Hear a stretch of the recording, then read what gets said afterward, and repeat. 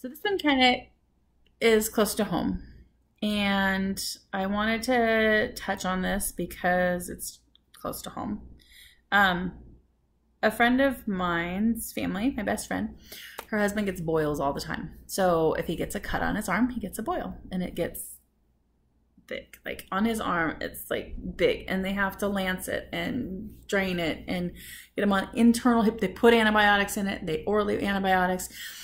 Antibiotics are going to kill your gut biome, so that's not going to make him any healthier, and that's why they do kefir a lot.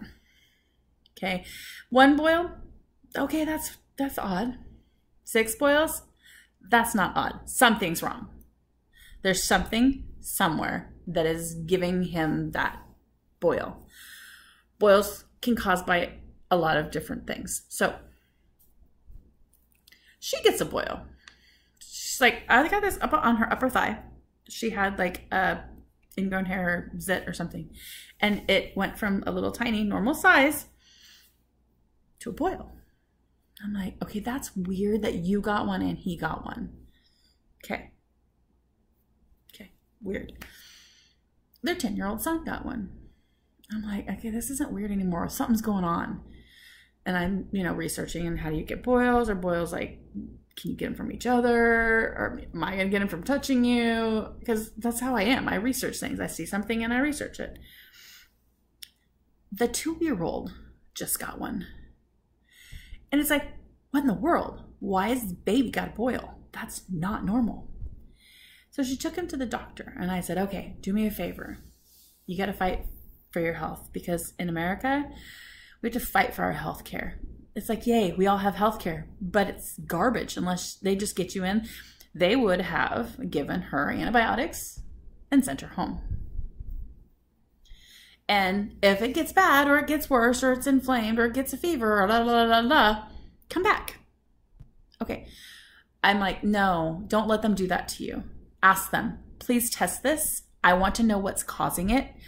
It's weird because my husband had it, I had it, my son had it, and now the baby has it. There's only one child in that family who hasn't gotten it, and it doesn't make any sense. So they test it. They're like, we think it's a staph infection. So it looks like a staph infection, and we'll treat him with antibiotics, and he should be fine. Well, they said, we did run tests on it, but those will be back tomorrow. Well, it's Sunday, and she gets the test results back today, which is absurd. It's MRSA. MRSA is a form, or staph is a form of MRSA, or MRSA, I don't know quite exactly what it is, but MRSA. Okay, something's wrong, because y'all have MRSA. That's dangerous. Why are you carrying MRSA? Is it on your body? Is it in your house? Is it in your food? How do you get staph infection? Usually they're like, oh, well, it's because you don't wash your hands enough after you go to the bathroom. Well, okay, you got 3 boys and a husband. She's washing her hands. I know she is, because that's the way she is. She's washing her hands before she cooks. She's washing her hands after she makes the food. She's washing her hands throughout the day because she changes diapers and does all that stuff. Why is there MRSA in their house? How do you get rid of MRSA? A lot of bleach. The doctor told them to take bleach baths. That sounds like fun. Let's go bleach. I'm like, public swimming pool, lots of chlorine. That's a bleach bath. How about your swimming pool? Her swimming pool is green. And I would blame it on the pool, totally blame it on the pool. But the pool's new this year. And the boils have been going on for a couple years.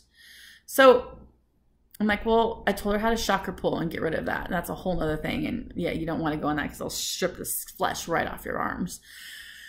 Not to mention every hair on your body. But I'm like, maybe you should like extra chlorinate your pool. And that'll help get it off of the boys' bodies. It can be on your towels. It can be on your sheets. It can be on the stuffed animals. It can be on the doorknobs. It can be on the walls. It can be on the light switches. So now she has to go through her house like she's a COVID crazy lady and clean everything and bleach everything.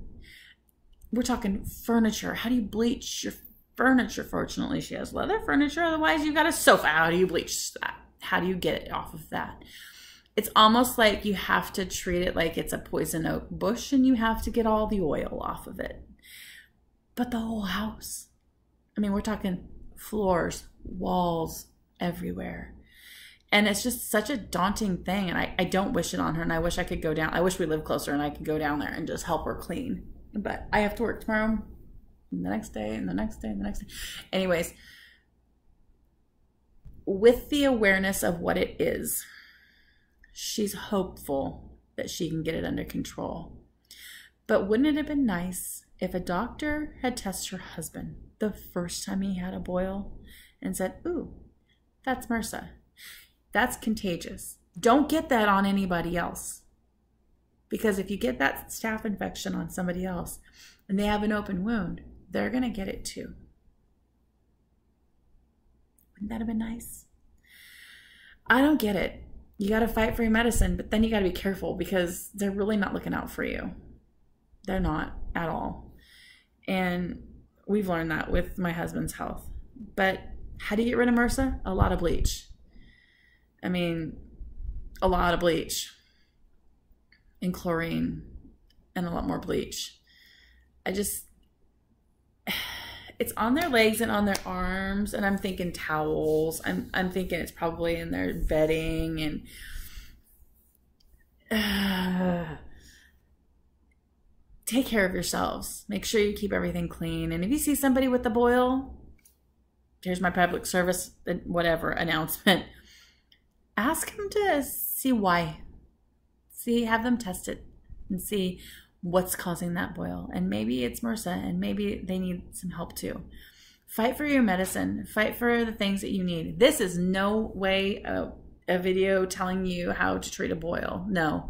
You follow those directions. You kill your gut biome with those antibiotics, and then you take your kefir and you fix your gut biome. Or you take the kefir while you're taking the antibiotics. They won't kill each other. The kefir won't make the antibiotic ineffective. It'll just keep your biome alive in your gut.